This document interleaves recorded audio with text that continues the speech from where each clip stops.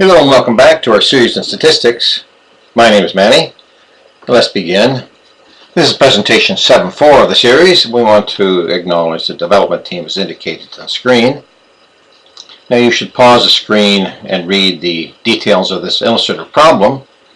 And effectively we have a sample of 41 men. Sample mean is found to be 173.4. And standard deviation known to be 25.2. We want to find a 95% confidence interval for the population mean. And by the central limit theorem, we know that the distribution of sample means based on n equal 41 is approximately normal. Mu sub x bar is equal to mu sub x. And the standard error is sigma over square root of n, 3.94. It's called the standard error of our estimate. And you can see here that coming on the screen. The implications is that 3.94 represents a symmetric region about the mean within which 68% of the sample means will fall.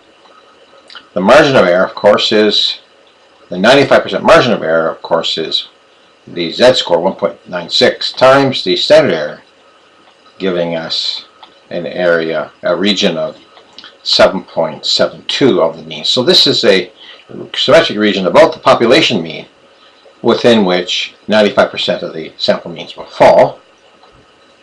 And if we know x bar equal to 173.4, then we can use that estimate plus or minus your margin of error, giving us a confidence interval.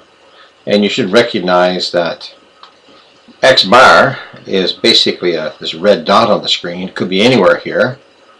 But we're saying that if you start that red dot x bar and add and subtract your margin of error, you get the confidence interval.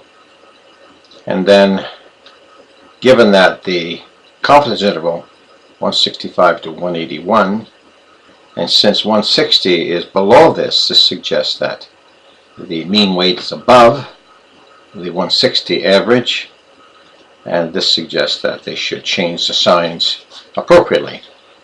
Now we're going to just carry this out here again, and this is a replication of what was on the previous screen before.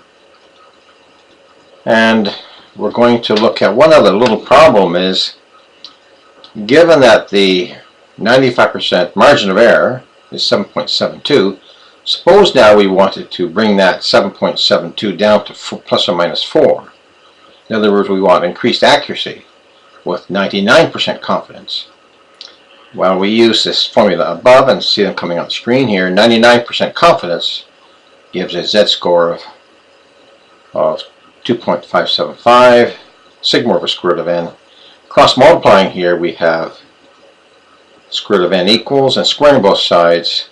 And we're saying that to achieve this level of accuracy or confidence, we have to go to a sample size of 264.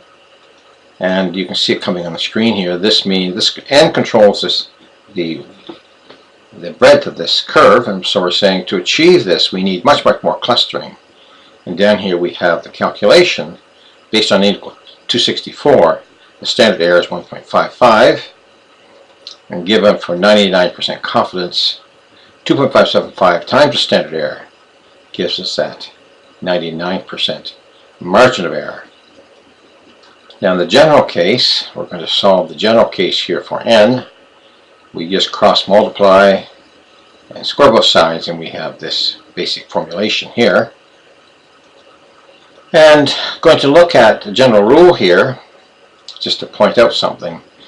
Given our error E is 7.72, if we want to cut it in half, we simply multiply across by 1/2.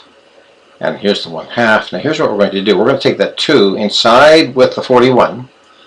Now note that that's a square root. So inside the square root is 4. And this suggests that to cut the error term by 1/2, we must increase the sample size by 4. And this is true in general. To decrease the error by 1/3, note the 1/3 here comes under the square root as a 9. This suggests that we must pump up the sample size to 9 times the original value. And generally, to reduce the error by 1 over k, we increase the sample size by k squared times n. Now that brings the the end to the presentation 7.4. We ask you to take notes as required and go to presentation 7.5. Thanks for listening.